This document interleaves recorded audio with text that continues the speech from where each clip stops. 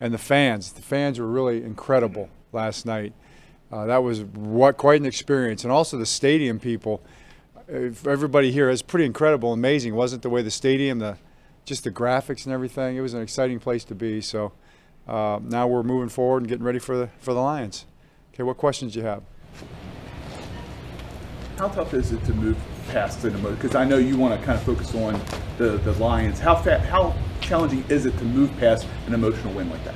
You know, it's really not that challenging, believe it or not, for us on the inside, because when you watch the tape, you're really watching it scientifically, in a sense. I mean, there's so many things that we need to improve upon.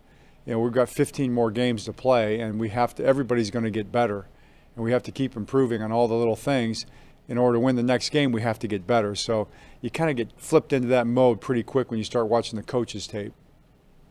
The offensive line played really well last night. After you watched the tape, what stood out to you? I just agree. I thought they played really well together. You know, really no missed assignments. Communication was so good. Physicality was there.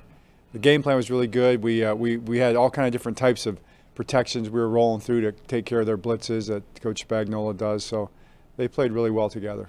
More specifically, how did you think Ben Cleveland handled his first NFL action? I mean, it's a tough summer for him with the concussion and everything. He did really well. You know, he stepped up in a game. You never know until a guy gets in a game and plays his first game. And he was very solid out there, had a couple really powerful physical blocks. And, you know, his technique is still, I'd say he's young technique-wise when you watch him, but that's only going to get better too. Hollywood Brown talked after the game about just, you know, kind of the tough week leading up to it and then having to kind of grit through it. How impressed were you with his ability to tough it out and play a really good game? Yeah, that was great. I mean, he did. He came up big for us. He was playing fast and had some catches and blocked. The wide receivers did a great job of blocking on the perimeter. That was one of the big pluses in the game. So it wasn't just the big plays. It was really the complete package of play, really, for Marquise and all those guys. John, what's going through your mind when you see Lamar going for that game-winning score and he flips in the air to get into the end zone? I didn't see it. I didn't see it. I swear. I saw him throw the ball up in the air. Of course, I went like, "Is that legal?" You know, it's not taunting, is it? You know, and but I didn't see the flip until later. My wife told me about it, and I saw it, and I was like, then I heard his hip hurt, and I'm like, well, yeah, you know, I'm not surprised. But there's no flip. Flipping's okay. No, there's no anti-flipping rule. As long as you hold on to the ball, yeah. As long as it results in a touchdown. Coach, in terms of Odafe Owe, yesterday I'm not really sure he even understood the impact of what he had done. I think he was all kind of sinking in still. For someone as young as he is, he said he just wants to make an impact. How much of an impact has he made as a person on this team already? Well, huge impact. I mean, we don't win the game without the way he played, and obviously the last play on defense, but the rest of the game too. He played 38 snaps out of less than 50 snaps, and he was all over the field. You know, he was involved in coverage. He was involved in second level rushes, first level rushes, run defense. And to come up with that play was just a phenomenal football play. So he's well on his way. There's been more fourth down attempts league-wide through 2 weeks than ever before. How have you sort of seen the sport evolve on that? And has your approach to it changed through the years? We've been going for him for quite a while around here. But, you know, it's just – you just have a sense of, you know, we have learned a lot about the numbers and things like that, so we know more than we used to. But really, you just go by I've said this before. We've talked about this, right? You really just, it's whether or not you think you can make it or not. The same thing for the two-point plays. I'm sure I'll get asked about that. But really, in the end, it boils down to if you think you can get it, you know, compared to your chances of not getting it. And that's kind of the coaching decision there. Coach Brandon Stevens, he came in being able to play corner and safety, played some corner last week, had to come in for Deshaun Elliott last night at safety. How do you think he's been playing so far? He's playing well. You know, it's pretty amazing. He hasn't played defensive back that much, and that was a big stage against a really, really good offense that plays really fast and can get your coverage a little out of whack really quickly. And I thought he played well. He'll look at the tape and he'll say, man, I can do so many things so much better, which is what I love about him. So, you know, he's on his way as well, and he had a good, solid game. Talked a lot about the potential for Anthony Averitt, especially after Marcus Peters suffered an injury. What's it like, and how do you evaluate his performance last night? It was very good. You know, he had the huge play in the fourth quarter there. I mean, that was a big-time play against a great quarterback and receiver, running a really good, well-timed route.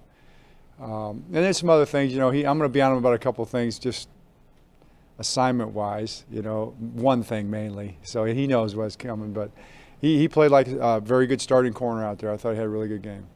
John, you talked about Cleveland. Would you expect to continue rotating him and Powers? Like, did they both play well enough to earn that chance going forward? They did. They both played really well. So yeah, they should both play going forward. We'll see where it takes us. Hey, John, it's a little too early to have like a quote turning point in a season, right? I mean, it's like game 2, but to the point, Lamar last night said the monkey's off his back, beating the Chiefs, stuff like that. How much is this kind of win, the way you did it against who you did it against, kind of like maybe a catapult or something that can motivate you guys going forward? Yeah, I don't know. I mean, I feel like it'll be every guy. It'll be as much as it affects every guy individually. It's definitely going to be a confidence builder. To win a game like that against a team like that and do it in your home stadium when the fans are so into it, that's going to be something that's going to be a big boost, I think. But we'll see. John, with this running game, it seems like consistently over the past 3 years, high level. Even last night, you didn't have your top 2 backs in your division, the revamped out. How do you keep this running game moving consistently when all these parts are consistently changing? Well, we have a philosophy. We have some principles that we believe in. Greg's, the author of the system. He's been building the system for many years, so we've built on that even more. And then offensive line obviously is very important. Running wide receivers, like we talked about, tight ends. It's a group effort, but in the end, it revolves around the quarterback. Lamar is the thing that gives you the opportunity to do the things that we do and make the thing really go the way it does. John, you talk a lot about stacking practices and so much work goes on the training camp before you even get to this point. Was there something that maybe you saw from those practices, that small detail from last night that maybe transitioned to the game that caught your eye when watching the tape? We've practiced really well from the beginning, so it's really a cumulative type of effect. It just, there were lots of things in the games that wasn't good, and the game could have easily gone the other way on a couple different things here and there, and we'd probably be having a different conversation. So I don't think you want to get too caught up in all those kind of macro observations. That's a pretty good word right there. But how about your tackling in this game? yeah, it was spotty in certain times. The 2 big plays we missed 10 tackles on. So. We had some good tackling moments. It's a hard team to tackle. They get you in space a lot. But they had big plays where we didn't tackle well at all, and we've got to work on that. John, I know there's no question about, as far as mental toughness with Lamar, but after him throwing 2 interceptions, a pick 6, and for him to come back and have a game like that, I mean, does that just show you how mentally tough he is, that he doesn't let things affect him like that? Yes. He's a mentally tough guy, no question.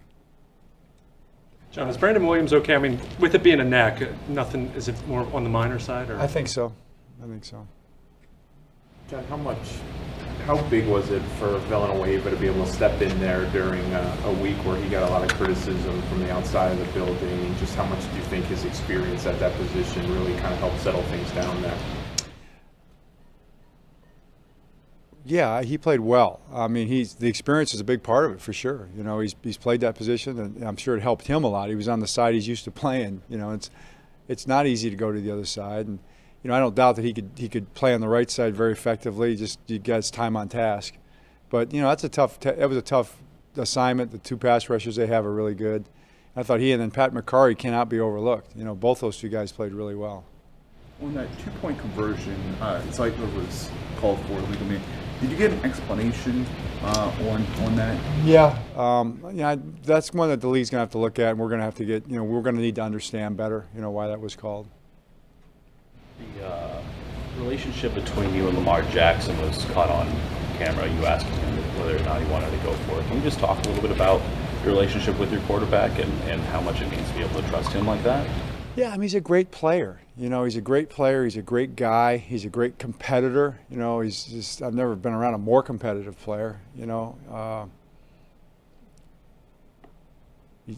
to the point where there's a lot of trust there, I think.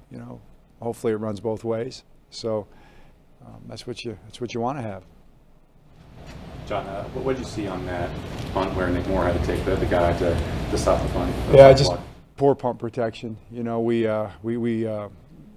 didn't do a good job on the right side in terms of keeping our spacing tight enough to help the center.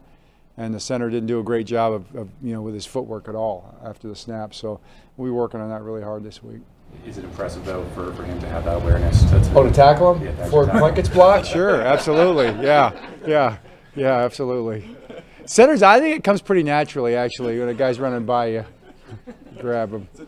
It's a natural instinct thing. Yeah. Okay. All set? All right, thanks. Appreciate it.